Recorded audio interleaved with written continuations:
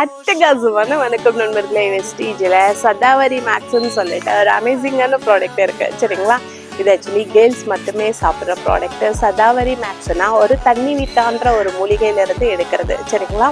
இது யாரெல்லாம் சாப்பிடலாம் அப்படின்னா, பிசிஓடி ப்ராப்ளம் இருக்கிறவங்க, கருமுட்டை வளர்ச்சி கம்மியாக இருக்குன்னு நினைக்கிறவங்க, இர்ரெகுலர் பீரியட்ஸ் வருது அப்படின்னு நினைக்கிறவங்க எல்லாருமே சதாவரி மேக்ஸ் சாப்பிட்லாம். இது ஒன்லி ஃபார் உமனுக்கான ஒரு ப்ராடக்ட் சரிங்களா.